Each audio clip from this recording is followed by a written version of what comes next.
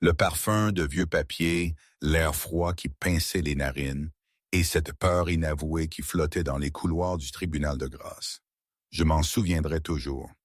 Marie était là, assise entre Héloïse et moi, dans le premier rang, son petit corps emmitouflé dans un cardigan bleu marine, une main agrippée à son ours en peluche usée, l'autre tenant un dessin plié en un carré parfait.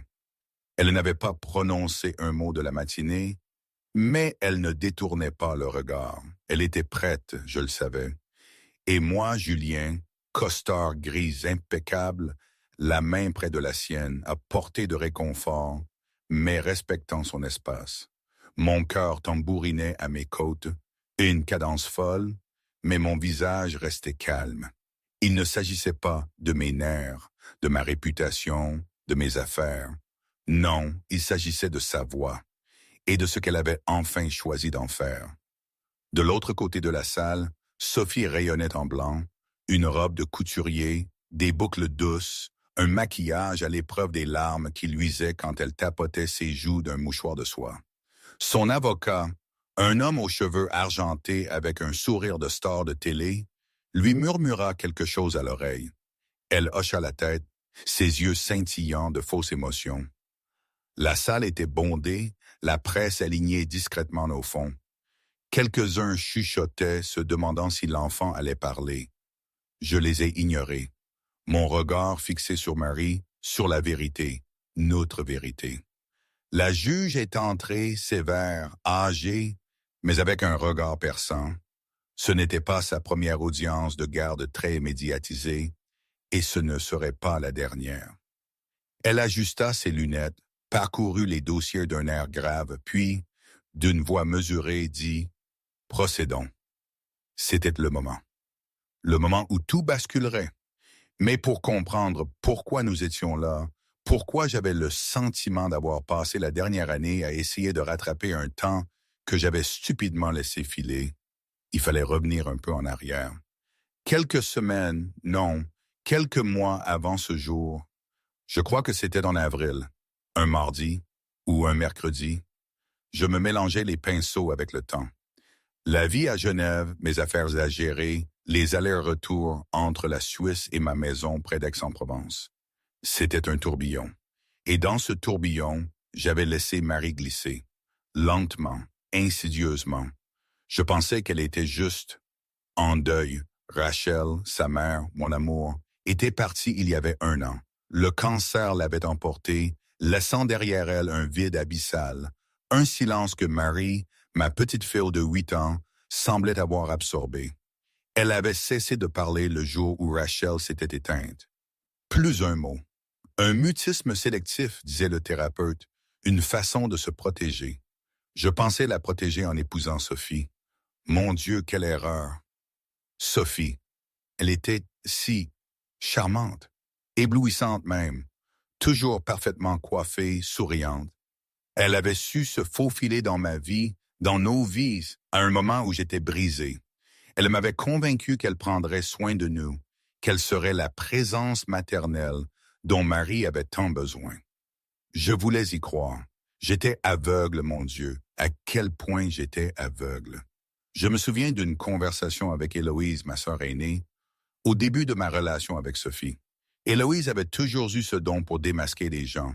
Elle m'avait dit « Julien, elle est trop parfaite, fais attention ». J'avais balayé ses craintes d'un revers de main, persuadé qu'elle était juste trop protectrice, qu'elle ne voulait pas voir quelqu'un prendre la place de Rachel.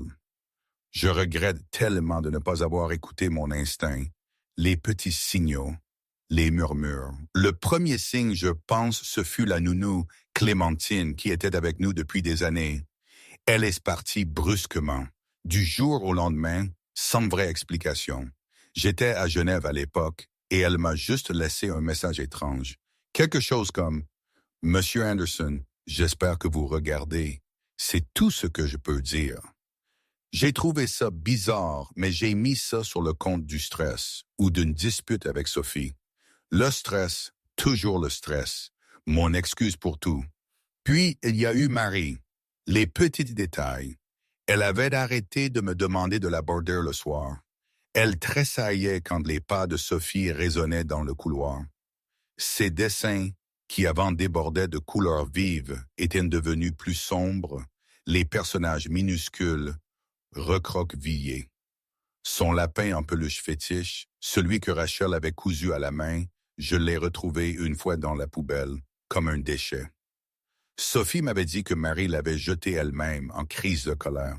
J'avais trouvé ça étrange, mais je l'avais cru.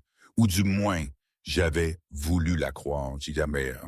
Je cherchais une explication rationnelle, alors que la vérité était sous mon nez, criante. C'est là que j'ai installé les caméras. Discrètement, loin du système principal de la maison, connecté à un disque dur caché. Pas par méfiance envers Sophie, non. Par anxiété. Je me disais que c'était pour surveiller Marie, voir si son mutisme s'améliorait, si elle jouait bien. C'était une façon de me rassurer, de croire que tout allait bien et que je ne manquais rien.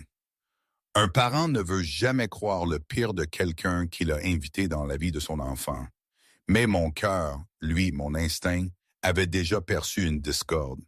Un père ne sait jamais trop comment interpréter ces petits frissons dans le ventre qui crient danger quand la logique lui murmure « tout va bien ». Et puis, il y a eu l'incident de la piscine. L'eau s'est refermée sur Marie, un plouf sonore qui résonnait comme un coup de tonnerre dans l'air sec de la Provence. Un bras plâtré, ce petit bras déjà fragile, enveloppé d'un plâtre rose bubblegum. Elle donnait des coups de pied frénétiques, son petit menton effleurant l'eau. Pas un cri, jamais. Juste un sanglot étouffé, comme le silence lui-même en train de se noyer. Je n'ai pas réfléchi. J'ai couru, chaussures et tout, et j'ai plongé. Le choc de l'eau glacée, la fureur qui bouillonnait dans moi. Je l'ai attrapé, cette petite flamme tremblante, son plâtre mouillé contre ma poitrine, son petit corps agrippé à moi. « Je te tiens », j'ai murmuré, à bout de souffle. « Mon cœur, ça va? Tu peux respirer? » Elle n'a pas répondu. Elle ne le faisait jamais. Pas depuis Rachel. Pas depuis que le monde était devenu si cruel que le silence était son seul bouclier. J'ai nagé jusqu'aux marches, les porté hors de l'eau, chaque parcelle de mon corps dégoulinant, chaque muscle vibrant de rage. Je me suis retourné. Sophie était là. Pas horrifiée, plutôt agacée, les bras croisés, la voix calme. Elle a glissé, m'a-t-elle dit, comme si ça expliquait tout. Tu m'as toujours dit qu'elle aimait l'eau. J'essayais juste de l'aider. J'ai la regardée immobile. Le souffle de Marie tremblait contre ma poitrine. Le plâtre rose, gorgé d'eau et maculé, froid contre ma peau. Elle n'a pas glissé, j'ai dit doucement. Tu l'as poussée. Elle ne peut pas crier, Sophie. Tu sais qu'elle ne peut pas appeler à l'aide. Le sourire de Sophie s'est transformé en quelque chose de caissant. Tu dramatises. Elle doit se durcir. Cette fille marche dans cette maison comme un fantôme. Je me suis rapproché, ma chemise mouillée collée à moi. C'est une enfant, j'ai grogné. Et tu l'as jetée dans une piscine avec un bras fracturé. Pourquoi? Pour ne pas parler assez vite? Pour ne pas être la fille que tu voulais? Je ne suis pas un monstre, est claqué Sophie. Je n'ai pas hésité. Je l'ai attrapée par le poignet, exactement comme elle avait fait à Marie tant de fois, et je l'ai poussée dans la piscine. L'éclaboussement a résonné sur le patio. Elle a refait surface en toussant, hurlant, son maquillage coulant, ses cheveux dégoulinants, son expression déformée en quelque chose de féroce. « Tu es fou », a-t-elle crié. Je n'ai pas crié. Non, je suis un père, ai-je dit, un qui est finalement rentré à temps. J'ai serré Marie plus fort, son visage enfoui dans ma poitrine, et j'ai tourné le dos à Sophie. En rentrant à l'intérieur, laissant des gouttes d'eau sur le marbre des sols, mon esprit tournait avec une clarté terrifiante. Les bleus, le silence, la façon dont Marie avait cessé de jouer du piano, les tressaillements quand des pas venaient de derrière. Mon instinct criait depuis des semaines, mais ma logique me murmurait « Elle va bien. Tu imagines des choses. » Jusqu'à maintenant, j'ai monté les escaliers, emmené Marie dans mon bureau et l'ai délicatement installée dans le fauteuil en cuir près de la cheminée. Elle s'est recroquevillée comme une virgule, agrippant les bords de son plâtre mouillé, respirant comme si elle réapprenait à le faire. « Papa te voit maintenant, » ai-je chuchoté en m'agenouillant à côté d'elle. « Et personne ne te fera plus jamais de mal. » Marie n'a pas parlé, mais elle m'a regardé, et ses yeux doux et fatigués, ont enfin laissé transparaître quelque chose que je n'avais pas vu depuis 1 an, de la confiance. J'ai tendu la main vers le petit tiroir de mon bureau. Le disque dur caché était toujours là, exactement où je l'avais rangé 3 semaines plus tôt. Je l'ai branché, cliqué, chargé. Le premier extrait montrait Sophie tirant Marie par le bras après qu'un verre de jus avait été renversé. Le deuxième, Sophie debout au-dessus d'elle, grognant. « Tu crois que juste parce que tu es cassé, tu as le droit de te comporter comme une spéciale? » Le troisième, Sophie jetant le lapin en peluche de l'enfant dans la cheminée. Mes jointures se sont blanchies. Ce n'était pas une femme stressée. C'était une femme sans pitié. Je me suis penché en avant, j'ai touché la main de Marie. J'aurais dû le voir plus tôt. Elle n'a pas parlé, mais ses doigts ont serré les miens. J'ai pris le téléphone, j'ai composé. « Héloïse, ai-je dit, viens à la maison, amène Pierre. » « Qu'est-ce qui s'est passé? » a demandé ma sœur. Elle a poussé Marie dans la piscine. Son plâtre est trempé, elle aurait pu se noyer. Silence au bout du fil. Puis, nous arrivons tout de suite. J'ai raccroché et je me suis tenu près de la cheminée, trempé, tremblant. J'ai regardé ma fille, qui me regardait toujours, non pas avec peur, mais avec une fragile lueur d'espoir. Dehors, le ciel de Provence commençait à virer alors, les bords du jour glissant vers la nuit. Mais à l'intérieur de la maison, une guerre venait de commencer. Le silence, d'habitude, j'adorais ça. Le genre de silence qui vient avec des murs doublement isolés et des vues à plusieurs millions. Mais ce soir-là, il pesait lourd, comme la fumée après un incendie. Marie était recroquevillée sur le canapé, toujours enveloppée dans la serviette, ses petits doigts s'agrippant le bord comme une bouée de sauvetage. Son plâtre mouillé avait été remplacé par un rembourrage sec. Héloïse, toujours si pragmatique, avait géré ça sans sourciller, mais les bleus en dessous, ceux-là parlaient plus fort que n'importe quel plâtre gorgé d'eau. Je me tenais au bord de la pièce, observant ma fille respirer. Même son immobilité me semblait fragile, comme si en un clin d'œil, elle pouvait se briser.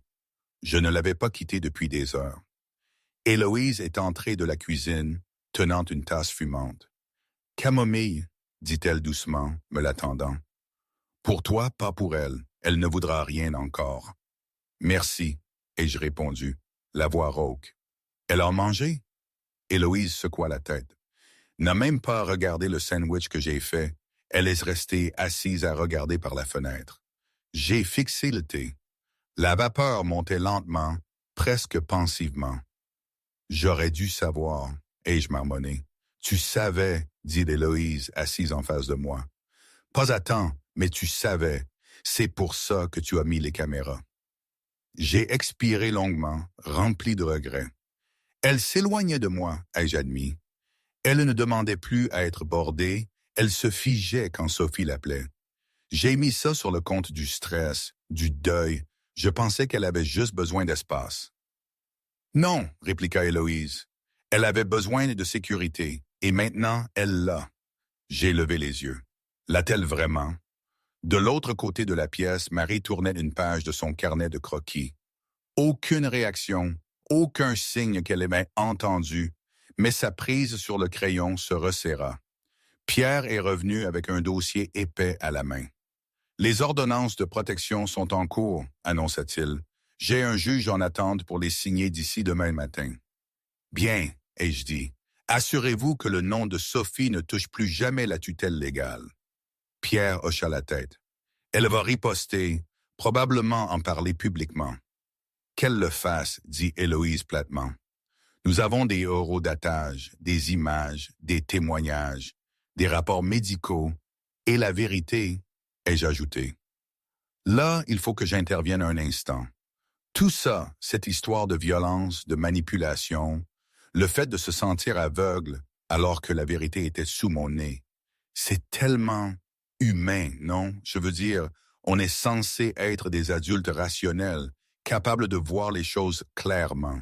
Mais quand l'émotion s'en mêle, quand on est vulnérable, quand on cherche à protéger les siens, on peut être tellement dupé. Ce n'était pas juste Sophie qui était un problème. C'était aussi mon silence, mon déni, cette incapacité à écouter les murmures. On se dit toujours, ça n'arrive qu'aux autres. Puis ça vous tombe dessus, et vous réalisez que les monstres ne ressemblent pas toujours à des monstres.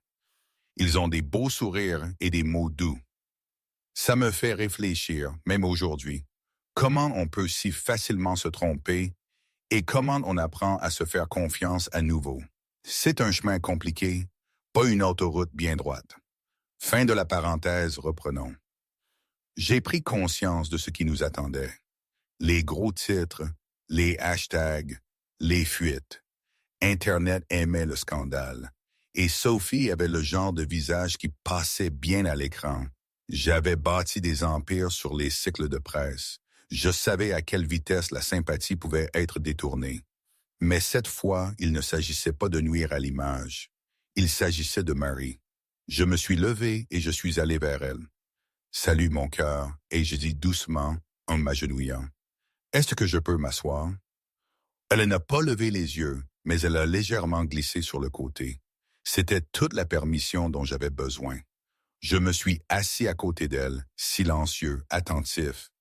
Elle dessinait d'un tournesol. De simples pétales dorés, un centre brun, une petite tige verte. « Tu aimes ça? » ai-je demandé. Elle a fait un signe de tête à peine perceptible. « Ta maman aussi, » ai-je dit. Elle en a planté l'été avant ta naissance. Elle disait que c'était de petits soldats de jouets. J'ai fouillé dans mon portefeuille et j'ai sorti une photo pliée. Rachel pieds nus dans le jardin, des tournesols immenses derrière elle. Marie n'était qu'un bébé dans ses bras. J'ai passé la photo. Les yeux de Marie se sont légèrement écarquillés. Elle a tendu la main, a touché l'image. J'ai souri. Elle serait fière de toi, tu sais. Tellement fière. Ses épaules, elles ont tressailli une seule fois. Puis, lentement, elle s'est blottie contre moi. La nuit est tombée. Je suis resté sur le canapé à côté d'elle, mon costume encore humide, mes cheveux en bataille, mon téléphone ignoré. Je ne pouvais pas me défaire de ce sentiment. Pas de la culpabilité, pas exactement. Quelque chose de plus profond. Comme si j'avais raté le détail le plus important de ma propre vie. J'avais construit des gratte-ciels, négocié des fusions de milliards de dollars. Je savais lire les marchés avant qu'ils ne changent. Mais je n'avais pas vu la peur derrière le silence de ma fille. Pas avant aujourd'hui. Quand le lendemain matin le ciel de Provence s'est étiré, pâle et vaste, le cabinet de pédiatrie orthopédique de Pertuis a confirmé un rendez-vous pour changer le plâtre. Héloïse m'avait proposé de conduire, mais j'ai insisté. Je ne voulais plus rater une seule seconde. Nous sommes entrés dans la clinique main dans la main. Sa prise, petite mais ferme, me semblait le début de quelque chose. Peut-être la guérison, peut-être le pardon, peut-être les deux. À l'intérieur, le technicien a retiré le plâtre trempé avec une précision clinique. J'ai remarqué le froncement de sourcils de l'homme face aux ecchymoses. Il n'a rien dit, mais le silence était lourd. Le docteur Lefebvre est entré quelques minutes plus tard, chaleureux, professionnel, mais son ton a baissé lorsqu'il a examiné le bras de Marie. Ceci n'était pas correctement enveloppé, a-t-il dit. La peau est irritée et il y a ici des contusions qui suggèrent une pression directe, pas une chute. J'ai pas cligné des yeux. On sait, elle est en sécurité maintenant? Oui, a répondu Lefebvre. Il a hoché la tête. Bien car ce genre de blessure associée à un mutisme, surtout sélectif, nécessite de la stabilité, de la confiance. Elle guérira, mais pas seule. J'ai regardé Marie. Elle était immobile, mais pas figée. Elle regardait, écoutait. En sortant de la clinique, le vent s'était levé. Je me suis agenouillé devant la voiture, la regardant dans les yeux. « Tu n'es plus seule, » ai-je dit. « Tu n'auras plus jamais la lettre. » Elle n'a pas souri, mais elle m'a de nouveau pris la main. De retour à la maison, Héloïse avait préparé des crêpes. Je me suis assis à côté de Marie à table, coupant les siennes en petites carrés. Elle les picorait lentement, les yeux errants vers la fenêtre. Sophie est partie, ai-je dit. Elle ne reviendra pas. Marie n'a pas réagi, mais elle a pris un crayon rouge et a dessiné un petit cœur dans le coin de son croquis de tournesol. Héloïse l'a remarqué. « Elle parle », a-t-elle chuchoté. J'ai secoué la tête. « Pas encore. »« Non », a dit Héloïse. « Elle vient de le faire. » La maison ne me ressemblait plus. Pas les portes vitrées polies, pas les comptoirs en granit dont je me vantais, pas les œuvres d'art qui ornaient les murs, choisies pour leur esthétique plutôt que leur signification. Tout me semblait stérile maintenant, comme un décor de théâtre, à l'exception de la petite fille à l'étage, qui dormait enfin sous 3 couches de couverture et un dais d'étoiles collés à son plafond, que Rachel avait ajouté avant que le cancer ne l'emporte. Je me tenais dans le couloir devant sa chambre, fixant les autocollants phosphorescents délavés. La moitié se décollait maintenant, mais ils émettaient toujours une faible lueur. J'ai cligné des yeux, puis je me suis retourné vers mon bureau. Héloïse et Pierre étaient déjà là. Elle était assise en tailleur sur le canapé, son ordinateur portable ouvert. Il feuilletait les tirages que j'avais extraits du système de caméra cachée. Des moments non filtrés, heureux datés et accablants. Le visage de Sophie en pleine crise, sa main levée, Marie tressaillant, son lapin en peluche jeté de côté comme des ordures. Aucun son n'était nécessaire. La vérité criait en silence. Pierre a posé lentement les photos. Ce n'est pas à la limite. C'est un abus répété et flagrant. Elle a toujours su où se trouvaient les caméras principales, ai-je murmuré. Je pensais être paranoïaque, mais après que Clémentine a démissionné de nulle part. Héloïse a levé les yeux. Clémentine a dit quelque chose, n'est-ce pas? J'ai hoché la tête. Elle m'a appelé alors que j'étais à Genève. Elle n'a pas dit grand-chose. Juste, j'espère que vous regardez. C'est tout. Pierre s'est penché en avant. Clémentine a-t-elle signé un accord de non-divulgation quand elle est partie? Non, je l'ai payée discrètement. Elle ne voulait rien d'autre que partir. Eh bien, dit Pierre, attrapant son téléphone, je vais la trouver. Si elle veut parler, nous avons un témoin crédible. J'ai fixé les images mises en pause sur mon écran. Le bras de Marie tiré à un angle cruel, un verre de jus renversé s'étalant encore sur le parquet. C'était la nuit où Sophie a affirmé que Marie était tombée. C'était la fracture. Cet après-midi-là, alors qu'Héloïse organisait les documents pour le tribunal, je suis retourné au placard du couloir. J'ai sorti le coffre-fort ignifuge que je touchais rarement. À l'intérieur, sous les actes de propriété et les relevés d'investissement, se trouvait une clé USB, l'une des deux. Elle contenait toutes les sauvegardes, pas seulement de la semaine dernière. Tout. J'ai cliqué clip après clip, chacun plus écœurant que le précédent. Sophie réprimandant Marie parce qu'elle n'avait pas fini sa salade, claquant un livre à quelques centimètres de son visage, lui disant « Tu es exactement comme ta mère, pathétique et impuissante. » Ma prise sur la souris s'est resserrée. Puis j'ai arrêté de défiler. Un clip caché dans les métadonnées, daté d'il y a 2 mois. Sophie dans la cuisine, verre de vin à la main, téléphone en haut-parleur. « Tu ne comprends pas, » dit-elle à la personne à l'autre bout du fil. « Il est obsédé par cette gamine. Si je pouvais juste la faire sortir de la photo, pensionnat, une pause bien-être, je l'aurais dans ma poche. » Elle a ri. Marie est la seule chose qui se dresse entre moi et tout. C'était une douche froide, un électrochoc. Elle n'était pas juste méchante. Elle était calculatrice. Je devais la contrer. Mais qu'auriez-vous fait à ma place? Attendre? Laisser l'ombre s'étendre encore sur ma fille? J'ai cherché Clémentine. J'ai appelé dans la nuit. Monsieur Anderson, on peut se voir? Le silence au bout du fil, puis oui, mais pas à la maison. Nous nous sommes rencontrés dans un coin de table d'un restaurant du côté de Nîmes, en périphérie. Clémentine semblait plus petite, d'une certaine façon, hors de son uniforme, mais ses yeux étaient féroces. J'ai glissé un dossier sur la table. J'aurais dû écouter, ai-je dit. Elle n'a pas touché le dossier. Vous écoutez maintenant, c'est ce qui compte. Avez-vous vu quelque chose? Ai-je demandé. Tout ce qui pourrait aider. J'ai trop vu, a murmuré Clémentine. C'est pour ça que je suis parti. Je ne pouvais pas la protéger. Ma voix s'est brisée. Ni moi. Clémentine a finalement regardé le dossier, l'a ouvert, sa mâchoire serrée en voyant les photos. Elle détestait cette petite fille, a-t-elle dit. Elle souriait quand vous étiez là, mais dès que votre voiture quittait l'allée, elle a marqué une pause. J'ai trouvé Marie cachée dans la buanderie une fois. Elle a dit que c'était le seul endroit qui ne ressemblait pas à un piège. J'ai avalé difficilement. Voudriez-vous témoigner? Clémentine a hoché la tête. Tout pour cet enfant.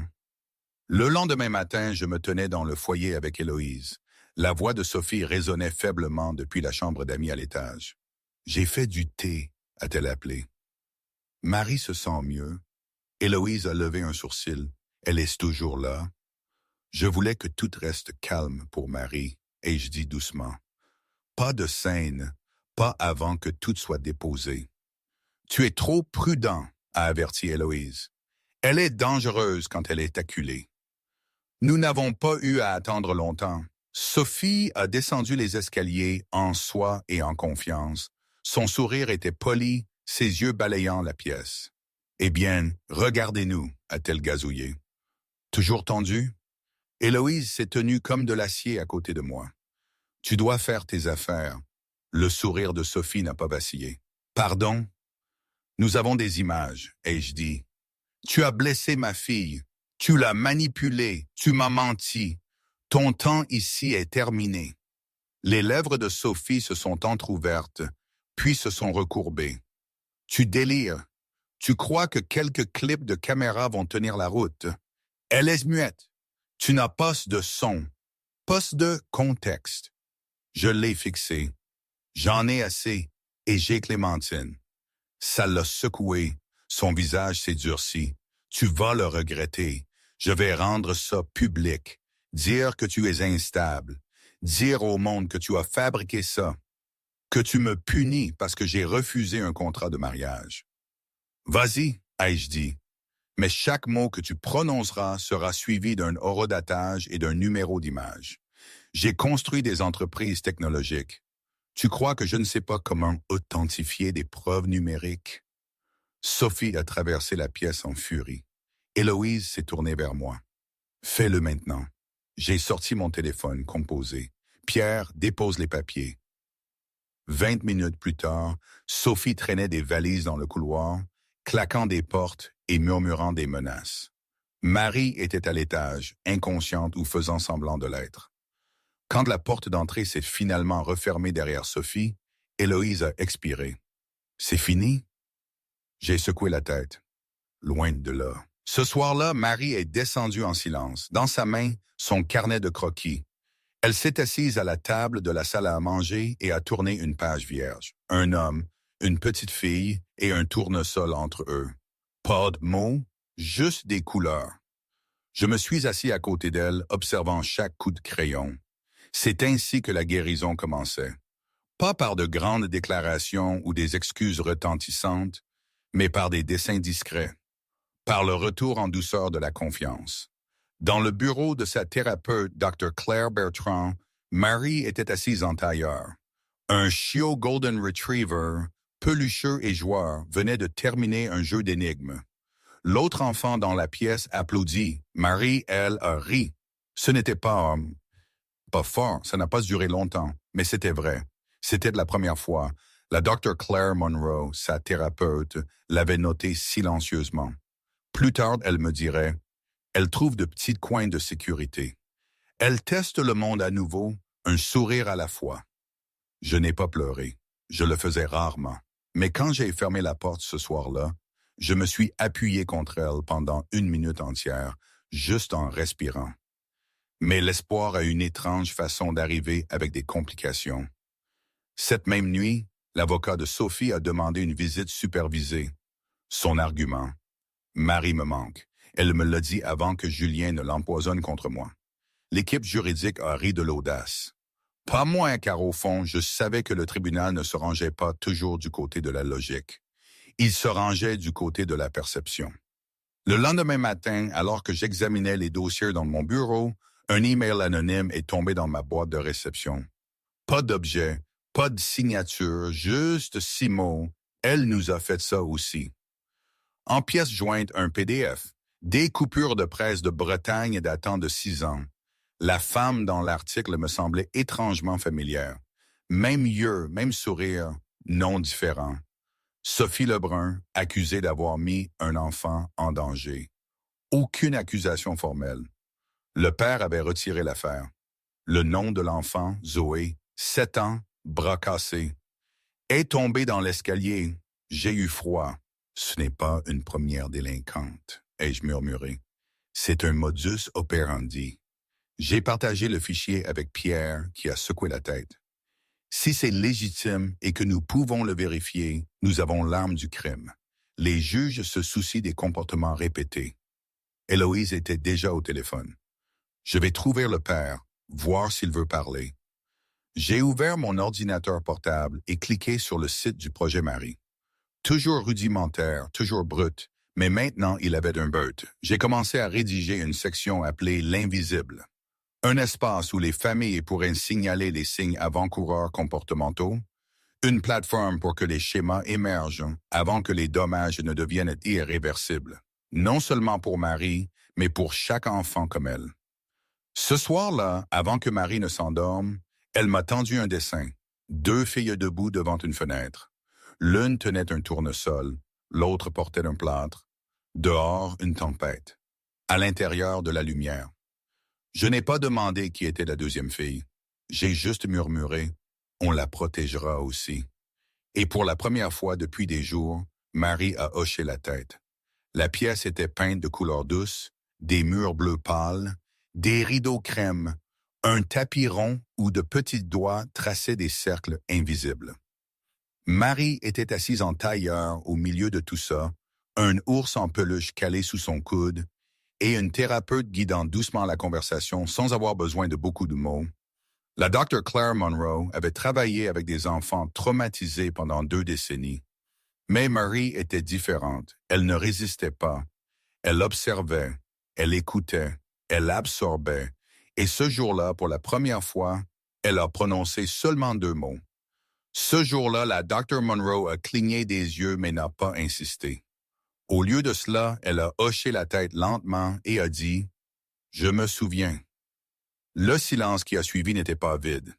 Il était plein, dense, comme 2 personnes debout au bord d'une falaise décidant de ne pas regarder en bas. Marie a cherché dans ses genoux et a sorti un dessin qu'elle avait fait.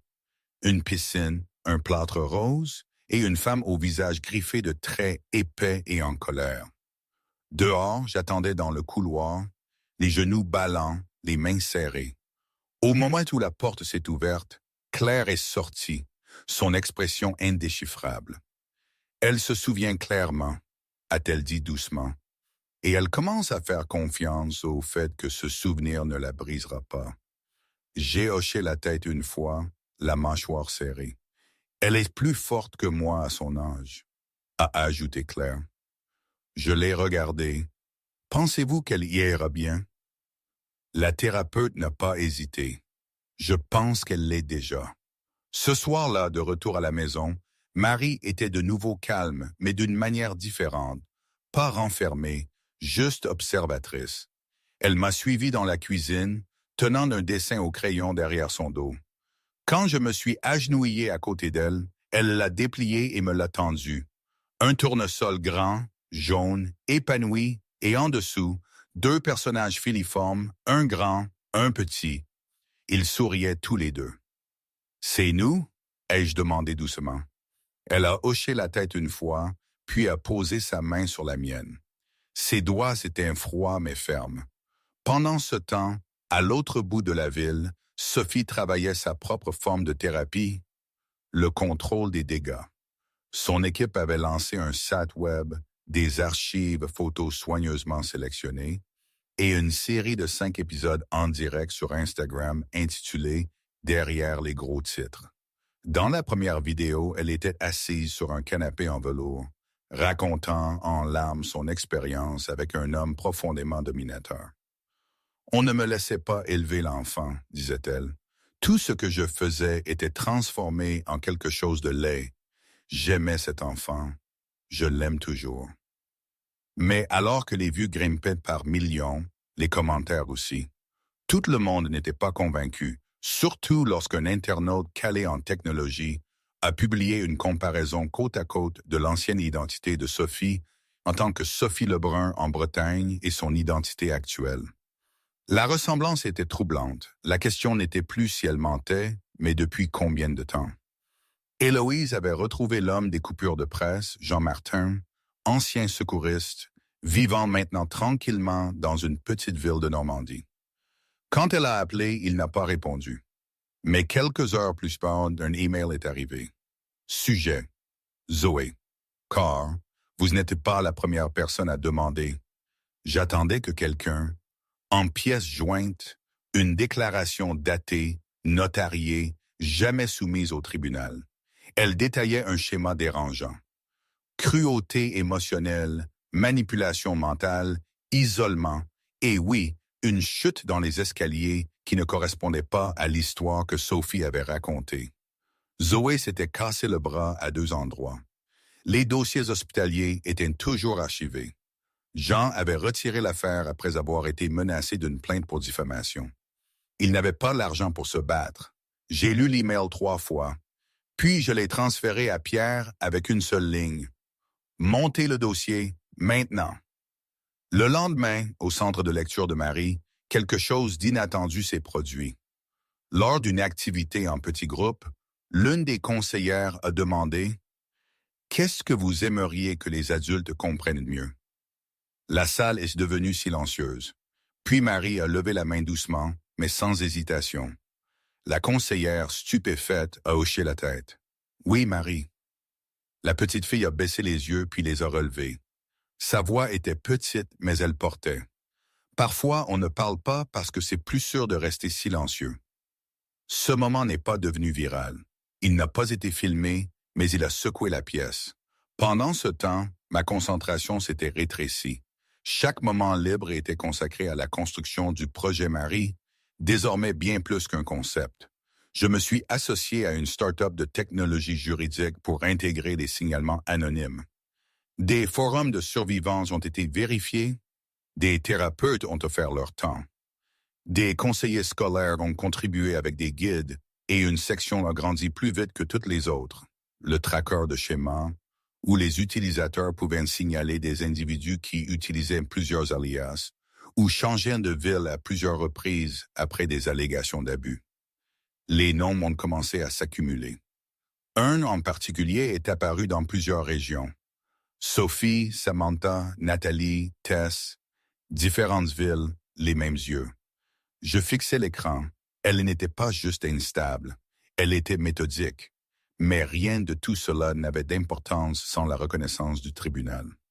L'audience de garde était fixée dans 2 semaines. Sophie réclamait des visites supervisées, invoquant un attachement émotionnel et des liens maternels. Je savais que le système pouvait me surprendre, mais je savais aussi autre chose maintenant.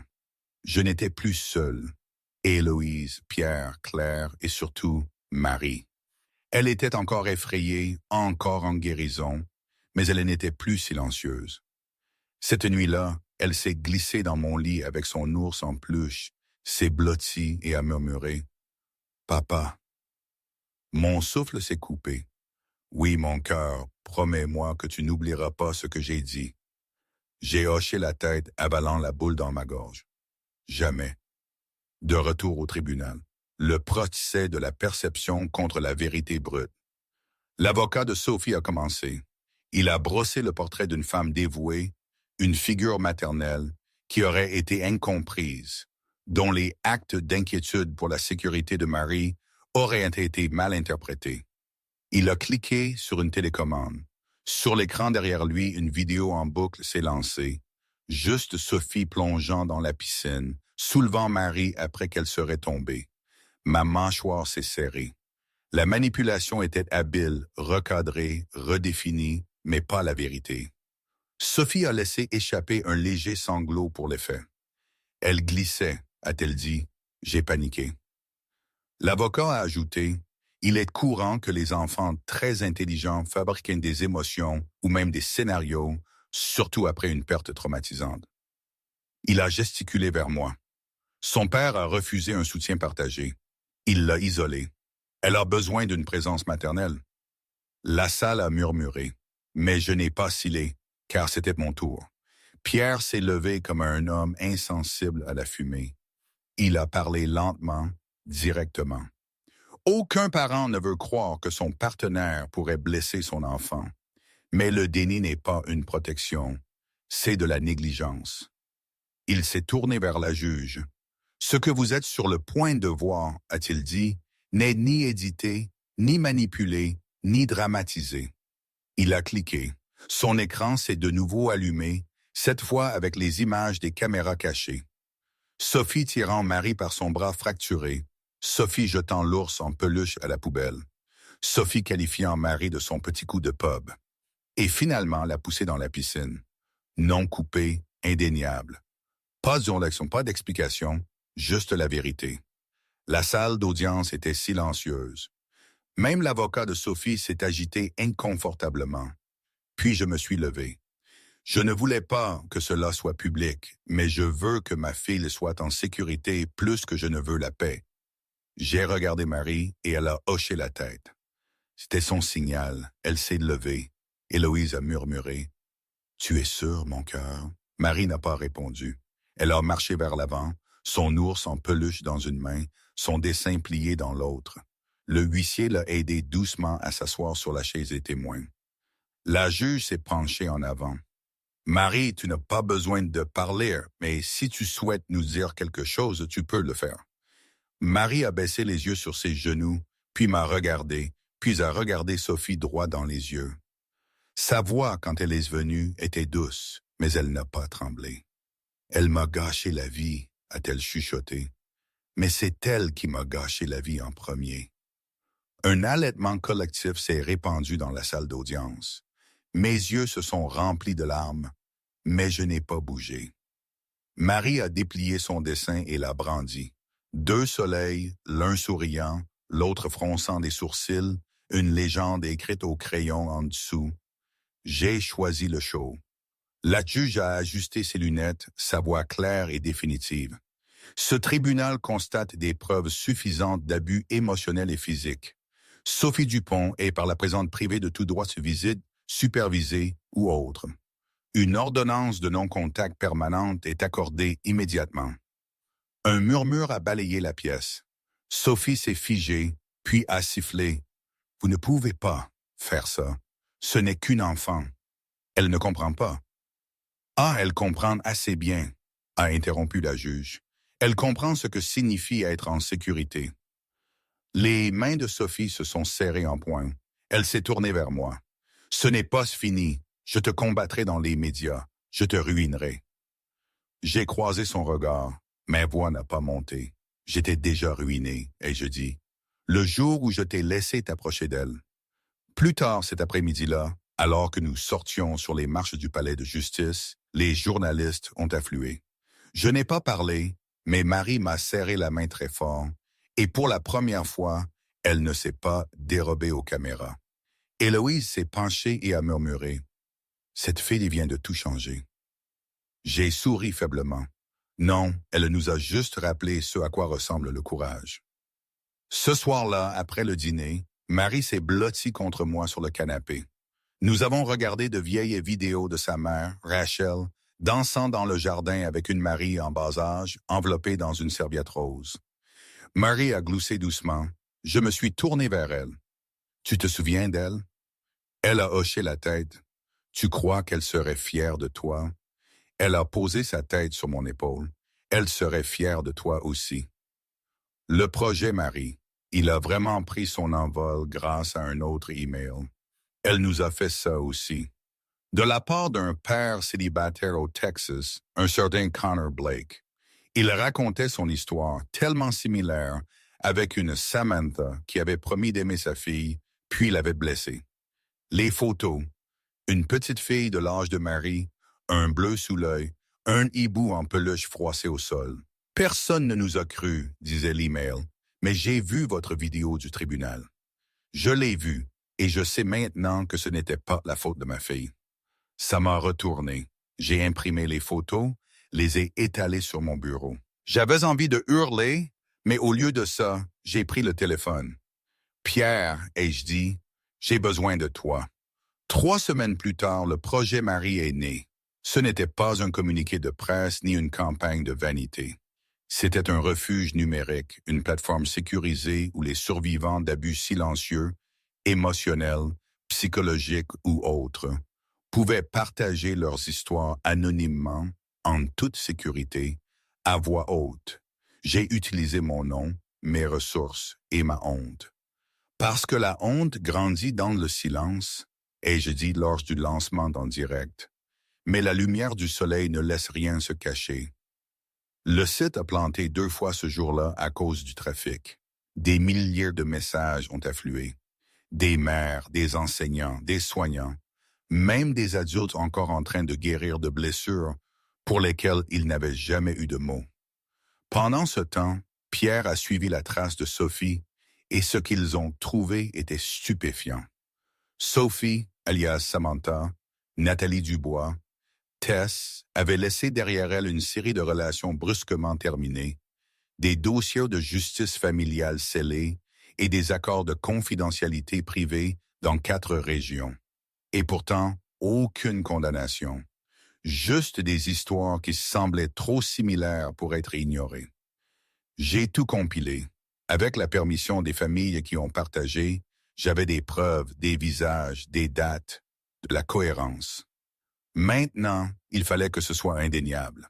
Ainsi, lorsqu'une vidéo virale a fait surface, une image granuleuse de Sophie dans un studio de yoga sur la Côte d'Azur, réprimandant une enfant qui avait interrompu son ambiance, je n'ai pas scellé. J'ai partagé le dossier complet avec une journaliste de confiance du Standard-X. Et quand le titre est tombé, exclusif, les visages derrière les abus, comment une femme a échappé aux mailles du filet, l'histoire a explosé. Les chaînes d'information l'ont reprise. Une émission matinale nationale a présenté le projet Marie et a diffusé le dessin de Marie du tribunal. J'ai refusé les interviews, mais l'histoire n'était plus la mienne à raconter seule. Elle appartenait à tous ceux qui avaient été réduits au silence et qui parlaient maintenant. Un après-midi, alors que je rentrais du studio, Héloïse m'a accueilli à la porte. « Il y a quelqu'un, dit-elle. Pour Marie. » J'ai cligné des yeux. « Pour Marie? » Héloïse a hoché la tête. « C'est une fille, 12 ans, peut-être. Sa mère est avec elle. Elles ont fait 3 heures de route. » À l'intérieur, Marie était assise à la table de la cuisine avec une fille nommée Léa. Elle ne parlait pas, elle coloriait. Le dessin de Léa montrait 2 filles se tenant la main et en dessous, en lettres majuscules soignées. Merci d'avoir été la première courageuse. Ce soir-là, après le départ des invités et Marie Bordé, je me suis tenu près de la fenêtre, téléphone à la main, lisant un message d'une survivante d'abus à Lyon. « Vous m'avez donné les mots, disait-elle. Ma fille est en sécurité maintenant. » Le téléphone a vibré à nouveau, un autre message. « Nous vous avons cru, alors nous avons cru notre enfant. » Et un autre. « Grâce à vous, je suis parti. Je n'ai pas pleuré, non pas parce que je ne ressentais rien, mais parce que l'émotion avait dépassé les larmes. C'était quelque chose de plus profond maintenant. Responsabilité, compte à rendre, renaissance. Quelques jours plus tard, Marie est entrée dans mon bureau, serrant une feuille de papier. J'ai écrit quelque chose, a-t-elle dit. Sa voix était plus forte maintenant, toujours douce, mais plus hésitante. Je me suis tourné de mon bureau. Je peux le lire? A-t-elle demandé. J'ai hoché la tête. Elle a déplié la page et a lu. Quand quelqu'un te dit qu'il va bien, mais que ses yeux ne clignent pas beaucoup, vérifie encore. Quand quelqu'un dit qu'il t'aime mais te fait te sentir petit, ce n'est pas de l'amour. Je pensais qu'être silencieuse me mettait en sécurité. Mais cela m'a rendu invisible. Mon papa m'a revu. Et maintenant je vois d'autres enfants. Tu n'es pas difficile à aimer. Tu attends juste quelqu'un qui ne détournera pas le regard. J'ai cligné des yeux difficilement. Marie m'a regardé. On peut le publier? J'ai souri. On peut l'encadrer. Le printemps est arrivé tard cette année-là. La garrigue, d'habitude sèche et acérée, s'est adoucie sous un soleil d'avril étonnamment doux. Marie se tenait au bord du jardin avec une petite truelle dans une main et un paquet de graines de tournesol dans l'autre. Le jardin, c'était son idée, pas la mienne, pas celle d'Héloïse. La sienne, un espace à elle, petit, ensoleillé et en pleine croissance. Je n'avais pas posé de questions quand elle avait demandé. J'avais juste construit les parterres surélevés, commandé la meilleure terre et l'avais laissée diriger. Maintenant, elle était agenouillée, les manches retroussées, une tache de terre sur la joue. Son plâtre rose avait disparu, remplacé par une petite cicatrice beige et une confiance qui n'avait pas besoin de parler fort pour être entendue. Je l'observais depuis le porche, café à la main, les yeux doux. Marie a levé les yeux. « Tu es prêt? » a-t-elle demandé. J'ai hoché la tête. Elle a pressé la première graine dans la terre, puis la suivante, puis une autre. Rangée par rangée, ils plantèrent le silence en quelque chose de lumineux. Une semaine plus tôt, Marie avait parlé pour la première fois à sa nouvelle école. Ce n'était pas spectaculaire, pas de projecteur, pas de micro, juste un cercle de lecture, une vieille copie de Charlotte aux fraises et sa voix calme et ferme disant « Je vais lire la page suivante ». L'enseignante a marqué une pause. Tous les enfants se sont figés et Marie a lu, claire, douce, entière. Plus tard ce jour-là, je me suis assis avec la directrice qui m'a dit ce que les autres élèves avaient dit. On ne savait même pas qu'elle pouvait parler. Elle sonne comme une histoire. J'ai souri à ça. C'est une histoire, ai-je pensé. Une qui est encore en train de s'écrire. De retour dans le jardin, Marie s'est essuyé le front du revers de la main et a montré le dernier rang. « Fais celui-ci », a-t-elle dit. Je me suis accroupi à côté d'elle, gémissant comme un vieil homme juste pour la faire rire. Ça a marché. J'ai pressé une graine dans le sol, la couvrant soigneusement. « Tu crois qu'elles vont pousser ?» ai-je demandé. Marie a incliné la tête. « Tu les as arrosées? »« Oui. »« Tu leur as donné de la lumière du soleil? » J'ai essayé. « Oh non, oui, a-t-elle dit. Elles pousseront. » À l'intérieur, encadré sur le mur du salon, était accrochée sa lettre du chapitre 8. En dessous, un nouveau cadre était ajouté, une carte de remerciement d'une école de Toulouse. Une autre fille avait trouvé sa voie, un autre père avait cru. Le silence de Marie était devenu une onde. Je me suis tenu au fond du jardin, maintenant entièrement planté, et j'ai passé ma main le long de la clôture en cèdre. Je me suis souvenu du jour où Rachel avait planté de la lavande au même endroit. Elle fredonnait en travaillant. Marie n'était alors qu'une enfant, gambadant dans la terre comme si c'était magique. Je me suis souvenu à quel point la vie avait été différente et à quel point nous avions parcouru un long chemin. Je me suis accroupi à côté de Marie, qui époussetait maintenant ses paumes. « Tu crois que maman aurait aimé ça? » a-t-elle demandé soudainement. Je n'ai pas répondu tout de suite. J'ai juste regardé la terre, ses mains, elle. Elle serait fière, ai-je dit, du jardin et de la fille qui l'a fait. Marie a baissé les yeux sur les graines. Elle aimait toujours le jaune. J'ai hoché la tête. Elle disait que les tournesols ressemblaient à l'espoir. Ce soir-là, nous étions assis sur le porche, sous les guirlandes lumineuses. Marie dessinait dans son carnet. Je faisais défiler des emails, des histoires d'autres parents, de survivants, d'enseignants. Le projet Marie comptait désormais plus de 40 000 membres. Ce n'était pas seulement un mouvement, c'était un miroir montrant aux gens les choses qu'ils ne voulaient pas voir mais qu'ils devaient voir. Et à travers tout cela, Marie restait sereine, guérissait, écoutait, grandissait. Quelques jours plus tard, un petit paquet est arrivé, sans adresse d'expéditeur. À l'intérieur, un unique Polaroid, une file debout à côté d'un arbre, en pleine floraison, tenant un tournesol. Au dos, écrit à l'encre bleue, parce qu'elle a trouvé sa voie, j'ai trouvé la mienne. J'ai retourné la photo dans ma main, les yeux humides. Je l'ai passée à Marie. Elle l'a tenue doucement et sourit faiblement et a dit « On devrait en planter plus ». Un après-midi après l'école, Marie est entrée dans mon bureau. J'étais à moitié endormi sur le canapé, les informations murmurant doucement en arrière-plan. « Papa », j'ai ouvert les yeux. « Papa, est-ce que je peux te demander quelque chose? » « Tout ce que tu veux. » Elle s'est assise sur le tapis, les jambes croisées. « Tu crois que les gens peuvent changer? » Je me suis assis lentement, la regardant. « Je crois que les gens peuvent faire de meilleurs choix, mais seulement s'ils le veulent. » Pourquoi? Marie a tracé le bord de son carnet de croquis avec son doigt. Je pensais que Sophie me détestait parce que j'étais difficile à aimer. Ma poitrine s'est serrée. Mais je sais que ce n'était pas vrai, a-t-elle ajouté, et peut-être qu'elle ne s'excusera jamais, mais je n'en ai plus besoin. J'ai hoché la tête. Non, ai-je dit, parce que tu n'es pas difficile à aimer, tu ne l'as jamais été. Ce soir-là, je me suis tenu dans l'embrasure de la porte de Marie, la regardant dormir. La chambre était différente maintenant, les ombres ne rampaient plus, l'air n'était plus lourd. Charlie, le vieil ours en peluche, était toujours sur son étagère, délavé, réparé, mais il était là, comme un rappel. Elle avait survécu, non pas grâce à moi, mais parce qu'elle n'avait jamais cessé d'espérer que quelqu'un la verrait. Et quand je l'ai finalement vue, elle s'est épanouie. Le lendemain matin, le premier tournesol a germé. Juste un petit morceau de verre, petit, doux, discret, mais qui cherchait toujours à atteindre la lumière. Aujourd'hui, c'est ce que je retiens. Ce n'est pas une histoire avec une fin parfaite, vous savez.